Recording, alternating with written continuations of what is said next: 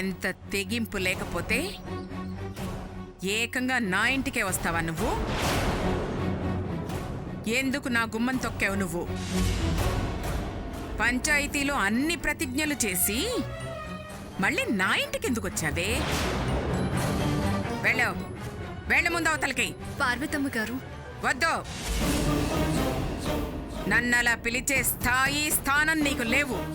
పో పో ముందు ఇక్కడి నుంచి. అది కాదండి. వినదలుచుకోలేదు. మర్యాదగా వెడతావా, మెడబట్టి బయటకు గంటమంటావా? కాస్త కాదు, అక్షరం కూడా వినను. పెద్దవారు ఊర్లో పెద్ద అంటారు, పెద్ద ముత్తైదు. మీ కూతురు లాంటి దాన్ని.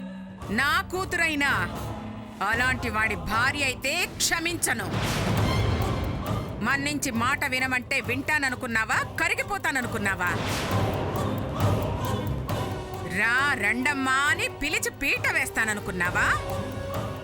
చీర సారే తాంబూలం ఇచ్చి పంపుతాననుకున్నావా? వెళ్ళు, నా ఎదురుగా నిలబడి నన్ను రెచ్చగొట్టొద్దు. వెళ్ళు. చూడండి, మీకు గొడవలేంటో పగలేంటో నాకు తెలీదు. మీ పంతాలకి నా పసుపు కుంకుమలు ముడిపెట్టి అవి నాకు దూరం చేయకండి.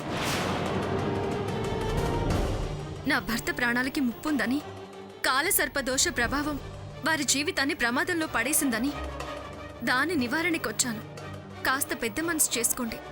మీరు దయదల్చుకుపోతే నేను దౌర్భాగ్యురాలుగా మిగిలిపోతాను. అతగాడితో ముడిపడ్డప్పుడే దరిద్రం నీ జత కట్టింది. కొత్తగా దౌర్భాగ్యం అంటూ ఏమీ లేదు. నేను పెద్ద మనసు చేసుకుని నా శత్రువుకి మేలు చేయదలుచుకోలేదు. ముందు అవతలకి వెళతావా లేదా? ఇంటికొచ్చిన శత్రువునైనా ఆదరించడం మన సాంప్రదాయం అండి. ఏయ్, నీతులు సూక్తులు నీ దగ్గర నేర్చుకోవాల్సిన అవసరం నాకు లేదు. పాముకు పాలు పోసి కాటుకు చెయ్యి చాచేంత బుద్ధి తక్కువ దాన్ని కాదు నేను. హంతకులకు ఆశ్రయం ఇచ్చినా నేరమే, పాపులకు ప్రాణభిక్ష పెట్టినా పాపమే. నువ్వెన్ని కథలు చెప్పినా కరగను, కరుణించను. వచ్చిందారినే వెళ్ళు. నీ వేదన దండన జన్మ జన్మలకి నువ్వే అనుభవించాలి. నీకు నష్టం జరిగాక గాని నా బాధ వ్యధ నష్టం కష్టం అన్నీ తెలుస్తాయి.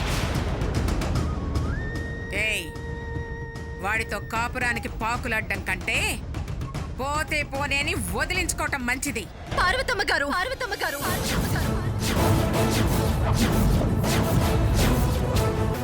ఏంటే నా ఇంటికొచ్చి నా మీదే అరుస్తున్నావు?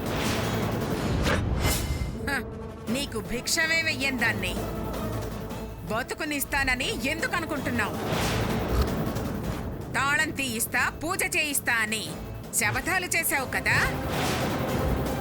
మళ్ళీ నన్నడగడానికి ఎందుకు వచ్చావు? సిగ్గుగా లేదు? మాంగల్యం ఉన్నవారు, దాని విలువ తెలిసినవారు. మీరన్నట్టు మా వారు మంచివారు కాకపోయినా భార్యగా వారి క్షేమం కోరుకోవడం తప్పు కాదు కదా. భర్త రోగిష్టిగా మారిన కోరికలు తీర్చడానికి. ఇదిగో, పురాణాలు వల్ల వేస్తే మనసు మారుతుందనుకోకు. అనుభవాలే నా మనసును మార్చాయి. ఎవరు భర్త అంటున్నావో